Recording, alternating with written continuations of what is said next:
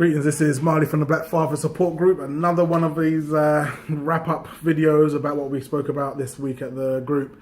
And this one is about speaking your truth and being your truth. Like saying what works for you and then living alongside it. Because it's very easy to like go with what the majority says you should do. But what that means is that you sometimes have to disconnect yourself from what actually works for you. So, case in point, Tyson Fury came up because he has been in the news and has been stripped of his belt because of his feelings around homosexuality. And because his feelings around homosexuality don't link up with the rhetoric that is being pushed by mainstream media, by the LGBT community, he's been stripped of his belt, which is really weird. I'm like, well, look, his ability to box or his ability to win his last fight has nothing to do with his thought process. So as regards the LGBT community. So he had those beliefs when he won the belt. He still has those beliefs after he won the belt, but now they're like, yeah, you can't have the belt now because you had those beliefs before. It makes no sense. And this is the thing about speaking your truth. Sometimes you can speak your truth and then because it doesn't go in accordance with what everyone else is thinking, people look at you like as though you're wrong. But in order to back up what they're doing, they'll go through all sorts of crazy hoops to be able to keep up the appearance of they know what's right and you don't. Case in point, one of the fathers was talking about interracial relationships. Now, I did notice a level of double standard because we all agreed that, when we was younger, we may have dabbled, some of us, in, a snow princess or two. Tried it out, tick the box. But then the idea of our daughters coming home and saying, hey dad, here's my boyfriend, this is Sam. We weren't having it. We weren't interested in hearing that. There's a real value to the melanin within your skin. There's a real value to this. There is more to it than just pigment. And as fathers who are, been involved in this Black Father Support Group work for a while, you start to see the value. You start to be able to, notice that value in how you're able to deal with living in such a system. We weren't, when this whole slavery thing kicked off the other day, as in a few hundred years ago, white supremacists tried this same trick of other nations, but the other nations couldn't handle it. The only ones who could, stay alive under that sort of oppression were the African. So there's something indelibly linked to value for what we have and for the color that we are. And so the idea of your daughter,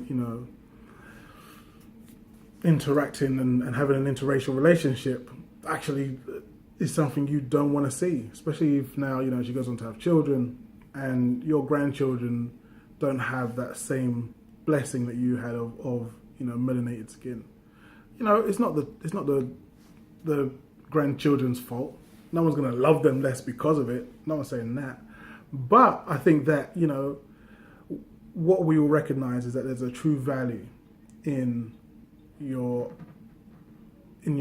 Africanity, whatever the word is, in your Africanness, in just the blessing that you are the closest to original man, if not you are original man and woman on this planet. That's something to value. You see it because you can go to museums around the world and you'll see people will hold on to things, antiques and the originals and the first copy of a comic to the first car, to the first whatever. People hold on to these things because they have value. We are original man and we are original woman. So as such, there is a value to every single one of us walking earth. You know, we have something that every other race can't put their hand on. So because of that, we have to try our best to hold on to it. And that is something that the rest of the world, the rest of the Western world in particular, would try to demonize you for doing. So when we were talking about this thing of interracial relationships, what I noticed was at the beginning, you know, the talk from some was, well, you know, if that's what your daughter wants to do, then that's down to her and that's on her and so on and so forth. But as you start to peel back them layers and you start to really get down into it, it was like, nah, this is not okay. This is not something I can sign up for. This is not something I want to co-sign. And, you know, sometimes those kind of viewpoints will get you in trouble. It doesn't matter. You know, what you have as a black man and what you have as a black woman, you know, is precious. And you have to protect that. Don't believe the hype that lighter is better, because it ain't. It isn't. We are gifted and we are blessed to be able to have this this thing running through our skin called melanin. I love myself. And I love the black skin. I love the black skin of my daughter. I love the black skin of my daughter's mum. Even though me and her mum ain't together, she's a melanated sister.